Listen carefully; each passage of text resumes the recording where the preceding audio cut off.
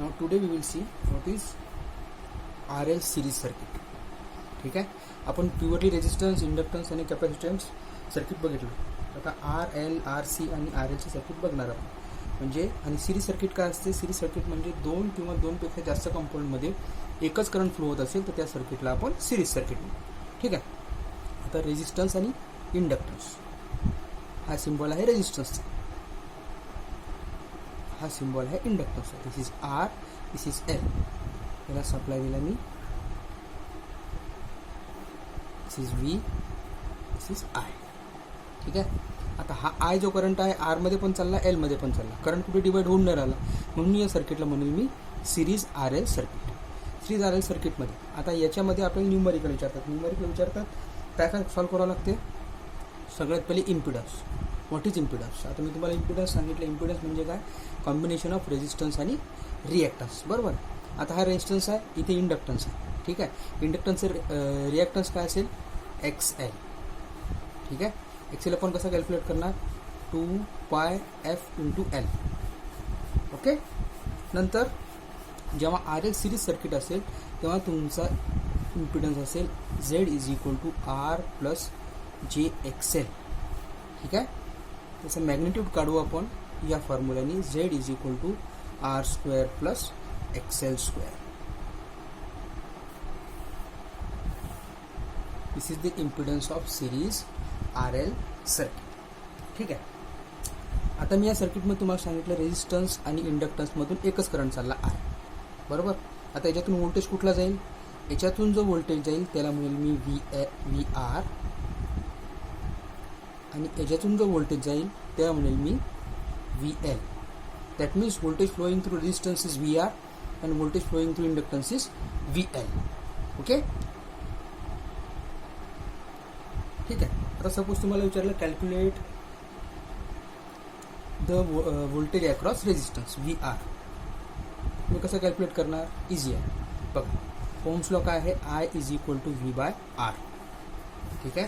आता आहे याच्यासाठी, कशासाठी? डी सर्किटसाठी. बरोबर. आता आपण कसं काढणार? V is equal to I into R. Okay. हा झाला तुमचा ohm's law. V is equal to I into R. आता we have to calculate the voltage across this resistance. So V R is equal to I into R, sorry R. ठीक आहे. आता voltage across inductance काढायचा, तर V L is equal to काय येईल मग? I into X L. Okay. तर series R L सर्किटमध्ये लक्षात घ्यायचं काय आहे? जेव्हा आर आणि एल हे सिरीज असतील तेव्हा तुमचा इम्पिडन्स असेल V Z is equal to R square plus X L square. Then when we have to calculate the value of voltage across resistance, it is VR is equal to I into R, voltage across inductance I into XL.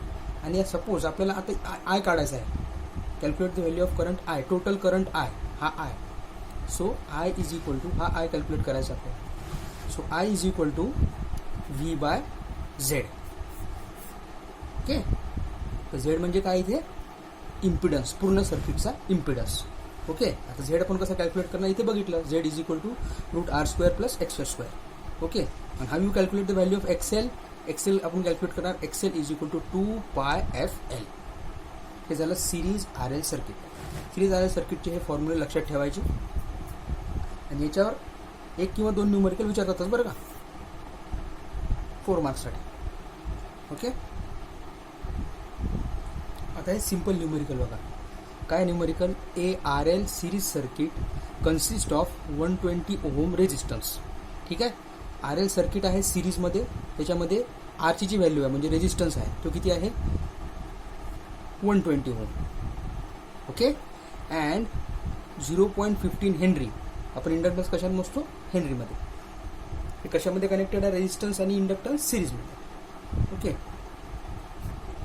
एलची value किती आहे? 0.15 henry. The series circuit is connected to 100 volt 50 hertz AC supply. आता या series R L सर्किटला supply दिलेला आहे आपण कितीचा? 100 volt 50 hertz AC. Okay. याच्यातून करंट फ्लो होतो आहे आय. ही डायग्राम तुम्हाला आली, अर्ध्याच्यावर न्यूमेरिकल तुमचं सॉल्व्ह झालं. ओके, काय दिलेलं आहे, सिरीज आर एल सर्किट म्हणजे आर आणि एल हे सिरीजमध्ये कनेक्टेड आहे. आरची व्हॅल्यू 120 ओहम आणि इंडक्टन्सची व्हॅल्यू 0.15 हेनरी म्हणजे एलची व्हॅल्यू. याला सप्लाय दिला. The series circuit connected to 100 volt 50 hertz AC supply, म्हणजे याला सप्लाय दिला आपण 100 वोल्ट 50 हर्ट्सचा. Calculate voltage across individual elements. Okay, आता सोल्युशन बघा. आपल्याकडे कशा कशाची व्हॅल्यू आहे ते पहिले लिहून घ्यायचं. R 120 ohm, okay, L 0.15 henry, okay, voltage 100 volt and frequency 50 hertz. ह्या सगळ्या व्हॅल्यूज आपल्याला दिलेल्या आहेत. आता सिरीज आर एल सर्किटमध्ये आपण झेड कसा कॅल्क्युलेट करतो. झेड इज इक्वल टू, आता आपण बघितलं, root R square plus XL square. आपण झेड कॅल्क्युलेट करू शकतो का? नाही. का? कारण की आपल्याकडे आरची व्हॅल्यू आहे पण एक्सेलची व्हॅल्यू नाही. पण आपण एक्सेल कॅल्क्युलेट करू शकतो. कसा? XL is equal to 2πf into L. Okay, we have the formula of XL ना, 2πfl. 2π फ्रिक्वेन्सी 50 हर्ट्स दिलेली आहे, एल इंडक्टन्स 0.15 हेनरी. सगळ्यात पहिले आपण एक्सेल कॅल्क्युलेट करू. XL is equal to 2 into pi, frequency 15 hertz आणि inductance 0.15 henry. Okay, so therefore XL is equal to, याला calculate करायचं, त्याची व्हॅल्यू येईल 47.12 ओहम. ठीक आहे, कळलं इथपर्यंत. फक्त फॉर्म्युलामध्ये व्हॅल्यू पुटअप करायची. XL is equal to 47.12. आता ही एक्सेलची व्हॅल्यू या झेडमध्ये टाकायची. आपल्याला काय भेटेल, Z is equal to root R square plus XL square is equal to, we have the value of resistance. रेजिस्टन्सची व्हॅल्यू किती दिलेली आहे, 120 ओम्स. सो 120 स्क्वेअर प्लस एक्सेलची value we have just calculated 47.12 square is equal to, याची value येईल 128.82 ओम. Okay, ही झाली झेडची value. Calculate केला आपण. ओके, देन आता झेडची व्हॅल्यू आहे, एक्सेलची व्हॅल्यू आहे. आता आपण काय करू शकतो, we can calculate the value of current I, total current. इथे काय विचारलं त्यांनी, calculate voltage across individual element. आपल्याकडे एलिमेंट कुठले कुठले आहे, आर आणि एल, याच्या अक्रॉसचं व्होल्टेज काढायचं आपल्याला. ठीक आहे, पूर्ण व्होल्टेज आपल्याकडे आहे. You have to calculate the voltage across resistance and inductance, individual elements. So सगळ्यात पहिले I is equal to V by Z by Ohm's law is equal to voltage. व्होल्टेजची व्हॅल्यू किती आहे, 100. Z we have just calculated 128.82 is equal to, the total current येईल 0.77 ampere. This is the value of total current. Okay, कळलं इथपर्यंत. Then what we have to calculate, individual म्हणजे याच्या अक्रॉसचा voltage. तर ह्याच्या अक्रॉसचा, रेजिस्टन्सच्या अक्रॉसचा व्होल्टेज किती येईल, VR, आणि इंडक्टन्सच्या अक्रॉसचा व्होल्टेज येईल VL.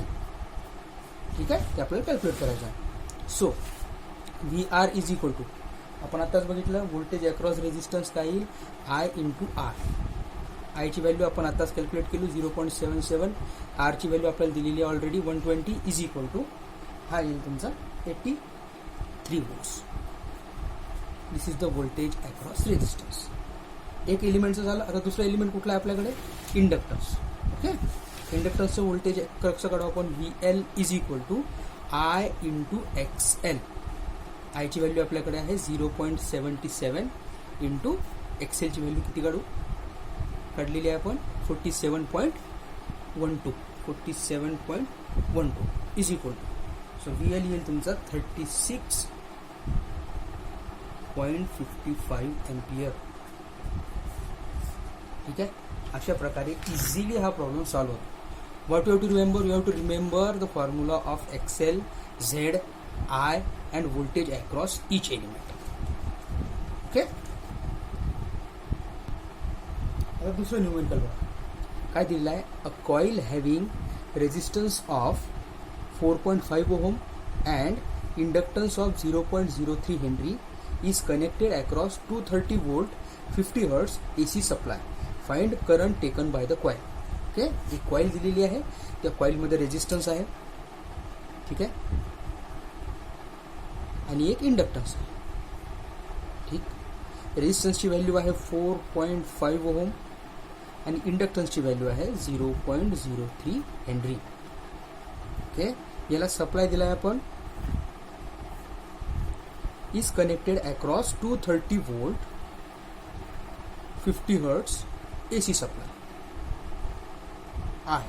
आता आपल्याला काय करायचं आहे, find current taken by the coil, म्हणजे पूर्ण कॉईलमध्ये तुमचा करंट किती flow. That means you have to value calculate the value of total current आहे. Okay, now solution.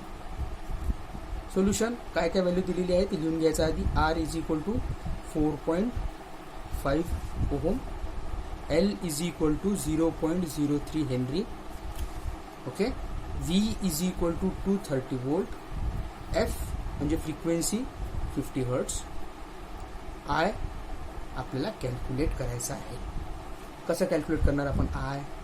This is AC circuit, so by Ohm's law I is equal to V by Z.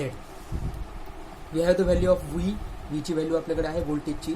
Z ची value आपल्याकडे आहे का? नाही आहे. आता हे circuit कुठलं आहे? RL series circuit.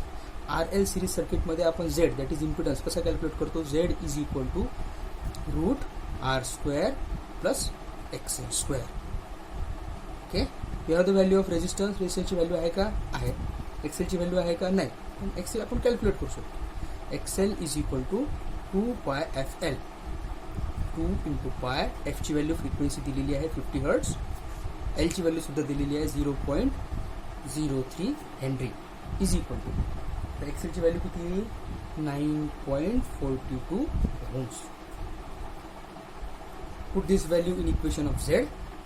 So Z is equal to root of R square. R square म्हणजे 4.5 square plus XL square. XL square ची व्हॅल्यू, XL आता आपण कॅल्क्युलेट केला 9.42 ओहम इज इक्वल टू तुमचा Z येईल 10.44 ओहम.